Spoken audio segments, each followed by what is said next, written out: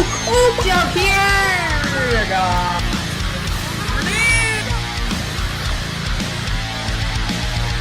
Under them again with the killer dog!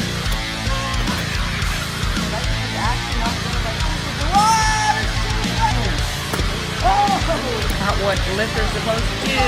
Steve under them, the flipping her out. Air frostbite once again. They have. Oh. They'll probably rest because they're dead. Oh! They've been gutted into now.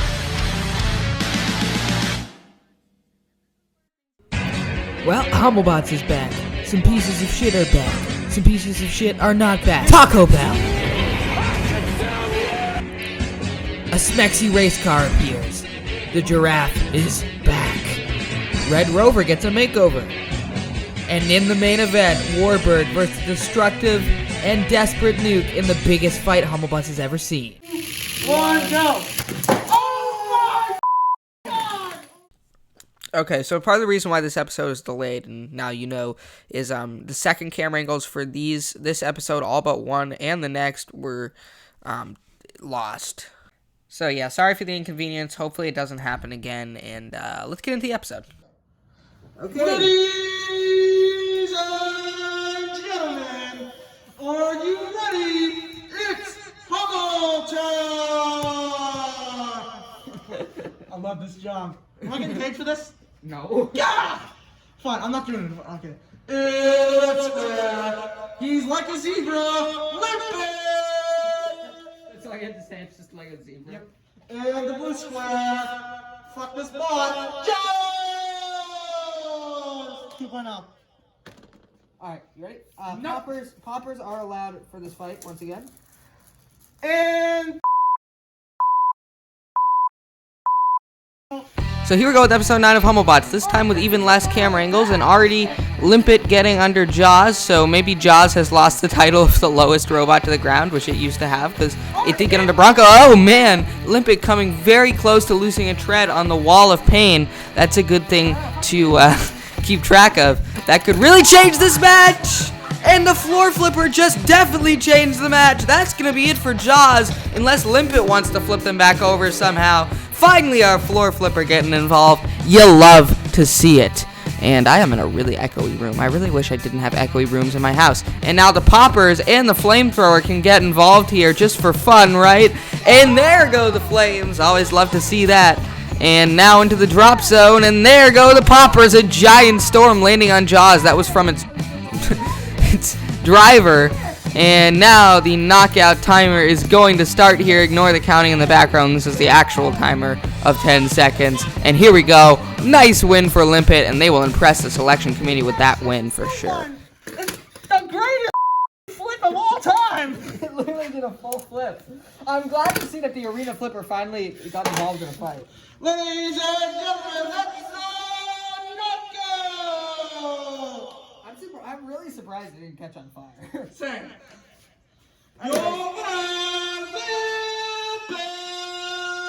This fight was originally going to be Rotator versus Blacksmith. But Rotator's being a little bitch. Oh yeah, sorry, microphone. We're gonna retroactively put P1 in, which I literally finished yesterday. So, ladies and gentlemen, are you ready? It's has a little trouble. Hummel fighting time! Oh my god. In the red We've square. reached maximum cheese. He was finished last night, and he's pretty crappy. Not gonna be honest here. Sorry if you're watching this guy. So, guys, P1. It's P1! He looks cool though. He does look cool. In the blue square, the Hammer Mayhem, the third best hammer bot in Battlebots, Blacksmith! What are the two that are better than it? Well, yeah, beat and Chomp. Okay, that's fair. I just said Chomp was better than somebody. Okay, Am I lower than you? No. 3, 2, 1. Blacksmith and P1, and already Blacksmith getting under the somewhat hobbled race car. I promise you it'll be fixed for the next fight. It's already been filmed, and now they're really under them as they're leveraging them into that wood block corner, which has been upgraded since last episode, so bots won't be tumbling out of there. And P1 trying to escape. They just do not have the drive power to do it, unlike the real one. That, again, will be fixed for next week. And really, Blacksmith's fork configuration working well for them, and you can see paint chipping off the top of P1 there as they edge towards the drop zone. This could be bad here. The spoiler has just vanished into thin air. It's gone. It just got vaporized. It literally just got smited by Nuke, who I guess has its last laugh here today. Or maybe its last laugh. We'll see later. It's desperate times call for desperate measures for Nuke, I guess. And now, P1 getting under itself. Sure, let's paint it that way. And now that wedge coming off, you can see coming off. The P1 team using the flamethrower. Always love to see the flames there. And now that wedge coming straight off as the demolition of P1 continuing here. You'll love to see it. And they might be moving a little bit better here. Yeah, you can see they're getting translational movement now. A little bit better than they were before, I guess. And Blacksmith continuing to throw that hammer down. P1's going to need a miracle here to win this one. And getting a little bit of a shove in there on Blacksmith. I don't know why they're able to leverage them better that way, but they are. And they're going to go right back at that wedge. I guess they want to learn the hard way that that's not how you win fights. But now they're getting into a little discourse here as P1 able to inch Blacksmith back towards that flipper. You never know, they could score some damage points with that, I guess. If they were somehow able to flip Blacksmith over and make it so they could not self-right, even though we know they can self-right, it's always possible they could self-right themselves out of the arena. We've seen that before. Now they're ramming P1 again over towards that flamethrower, which the second charge was a blank, so no hope for P1 to use that to its advantage either. So it's really, P1 is a sitting duck. I know I use that phrase a lot, but it's very true here. They can barely move. They're trapped into a corner, being hammered by Blacksmith. More of that orange paint coming off. You can see there's a big gaping hole there where it started to come off as Blacksmith continues to ram into them. And talk about a performance that will impress the selection committee. I'm sure this one will. And you can see the driver of P1, also known as me, is trying desperately to flip Blacksmith with that floor flipper, but they're too high, and now they might be stuck, but they're able to get off that part of the arena. It can be a little sketchy for bots with bad traction because there is a little bit of paint left over there from the painting. I do have to scrape some of that stuff off this arena.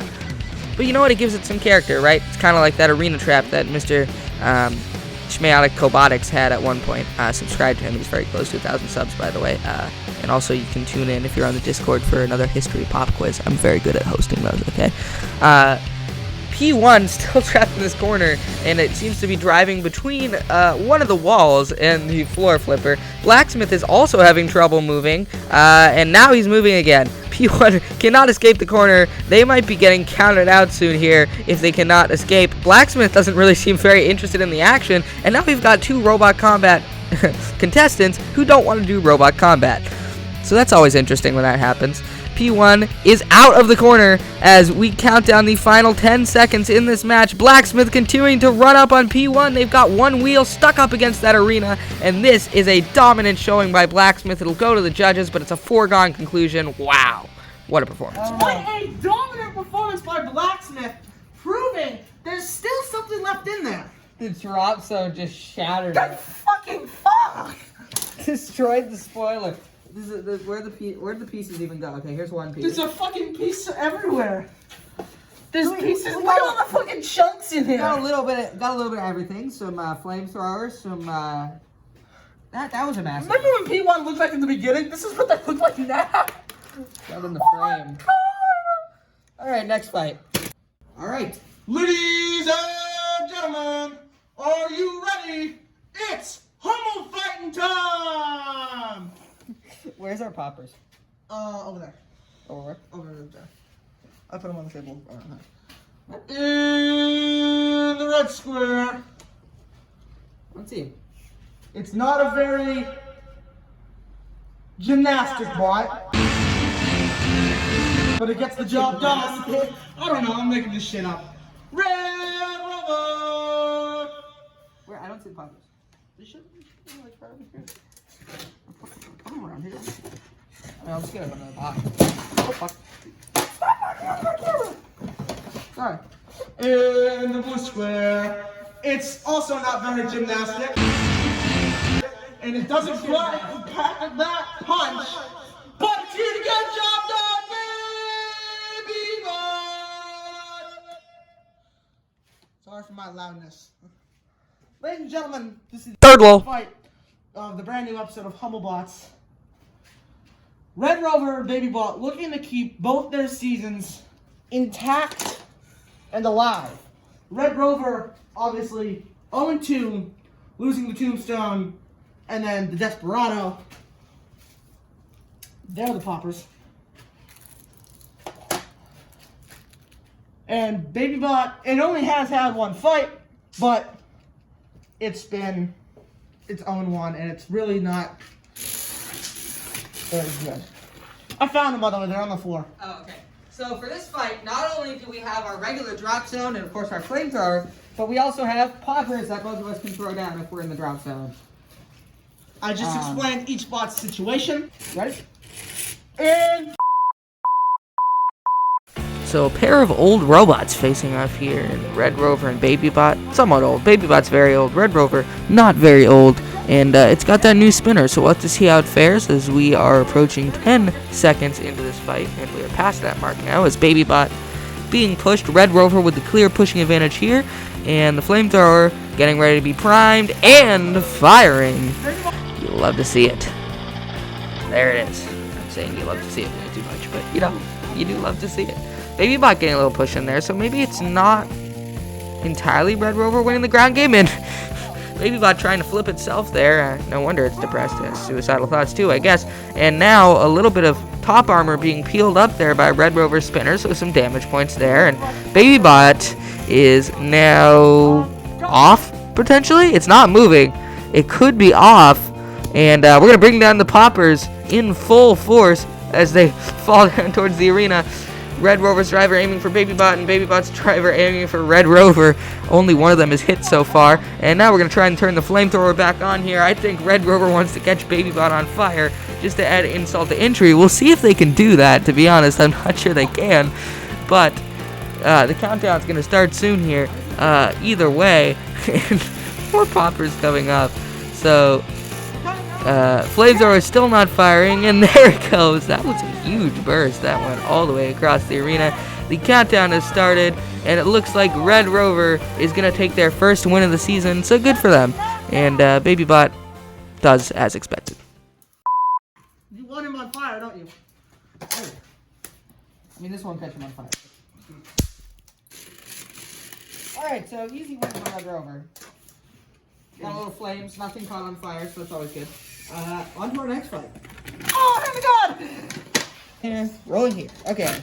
So, this fight. Ladies and gentlemen, welcome to the shit post fight. It's shit fight time! In the blue square, they gave Nuke Vs money at least. The giraffe! In the red square, the greatest creation since mankind, Mega Pink Mouse!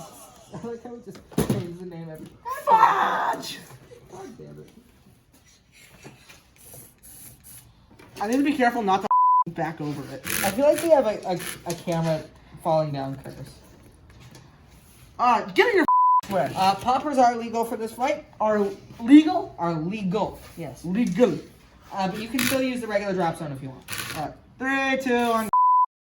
Well, we always have to have that shit fight in a episode. Yeah, I said a no word. Screw me. I've made a vow that I'm not going to yell into the microphone on this one because I don't have a pop filter and it sounds awful when I yell into the microphone. But anyways, Mecha Mouse is getting stuck on the paint. Surprise, surprise there. It's either the paint or it's the fan. The giraffe, to use that lifter properly, they're going to need to time it perfectly where the hammer, I guess it can be called a hammer, it's supposed to be a lifter, is on the downswing, so it gets under whatever's on top of Mecha Mouse. I don't really know anymore. So it can get the lift. And the hand of God getting a lift, and the other hand of God. Are there two hands of gods? This is not possible. There are two hand of gods right now. So the hand of God trying to get Mecha Mouse onto the floor flipper. It does not do it, or the arena flipper, whatever. It's attached to the floor, okay? It counts. And the giraffe absolutely punishing Mecha Mouse.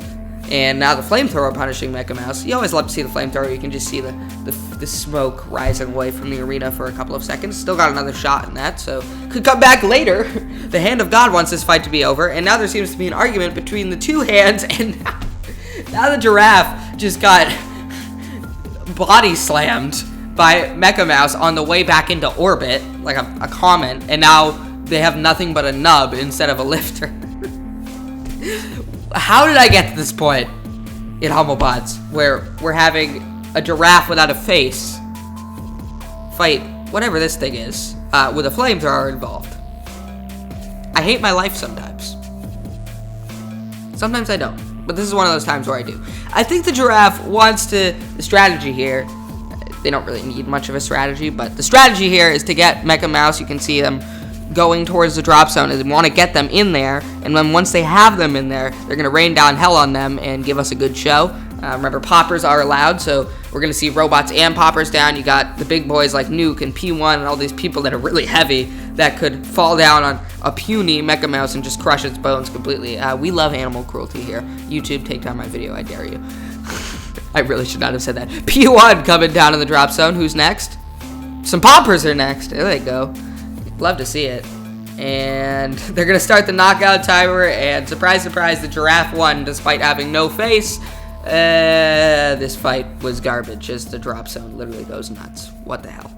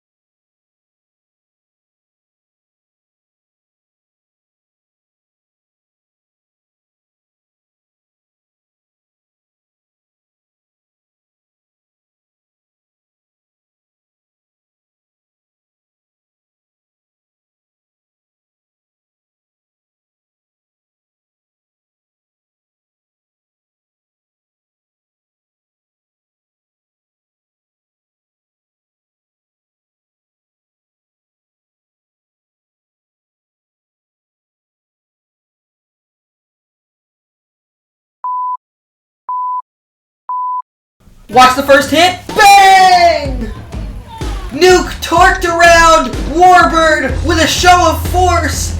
And now Nuke have overestimated the fact that they'd be able to keep that blade on, and they have no wedges as a result of that. So they're going to be wedgeless for the rest of this fight. Warbird still with an active weapon. Nuke at the mercy of them. The camera falling down, and Warbird may have just lost their weapon. I think Warbird just lost their weapon, so now it's a weaponless bot versus a wedgeless bot who's also weaponless. So this is going to be a very interesting 2.5 minutes or so. In the first 30 seconds of this fight, just an insane amount of carnage that has been happening. I mean, we might not even be 30 seconds in. I haven't actually checked the timer because we don't use real timers. I really should start doing that. Anyways, it looks like Warbird trying to use that axe, trying to pin Nuke. They're having some success right now. Not all that much, though. And now, the flamethrower trying to be activated, but it might be out of juice. And Nuke trying to push Warbird around here. Warbird really only has the advantage of that axe. If they don't use that axe, they leave the front or the side or anything, Nuke does have the pushing advantage, but Nuke now driving up against the wall. So, you'd have to think right now Warbird leading in all of the categories. They're showing more aggression, more control, and they've done basically all the damage in this fight, and Nuke has now driven up onto the axe, and they're going to face the wrath of the drop zone as Steve comes right down on top of them. Could have actually taken off Warbird's axe, so that would have been something to consider if you were the driver of Warbird. Too late now, obviously, and it did pan out for them. We're going to pause the fight to make sure everything's all good. not good. So Warbird's weapon is back. Warbird's weapon back up I'm momentarily. gonna try and fix the flamethrower real quick. We'll just... Nuke in the corner, struggling right now. They still have their weapon too, guys. So that's the scary part for me. Flamethrower doesn't seem to be working, but I can put this back on. All right, 3, 2. Oh, that's gone. Now it's gone. Yeah. So it turns out that Warbird lost that weapon anyways, and now it's still a weaponless fight. But the question is, can Nuke come back in some sort of form to keep its season alive? If it loses here today, it's all but finished on the year. And the drop zone now coming down on Warbird. That's a start for Nuke, but wait a minute. They're not moving. This might be their season. We've seen this happen with other shredded bots, and this is going to be it. Nuke is not moving. They are turned off. A sad, sad whimper of a finish for them this season. Warbird is 2-0, and I have this to say to any other competitor. Watch out, because this thing is coming for you. When its weapon is fixed, and it will be fixed, what are you going to do? Will you run, or will you fight? With just an axe. I think I'm struggling to tell what went wrong here. Inside, man. Oh, you think the thing on the inside? Maybe I bet you. Here, trust me. I think there's some tension between the gears. I can't really tell what went wrong. Either way, I'm gonna order a new weapon for Warbird, so hopefully that'll fix the problems it's been having. But dude, the first hit though. That was Nuke season ending in heartbreak. essentially, yeah. I think let's try and see it. I think this is a chunk it took out of it in this fight here, right? Oh my gosh. There. Yep. That's. I mean, basically, Warbird only hit them with their primary weapon like 3 times, and did that much damage. There it is. Focusing on that, folks. What a dominant performance It also by took Warbird. a bit of chunk out of the back too. It might have. Ladies and gentlemen, that's it for Theo Hummel. I'm William Sonia. We'll see you next time.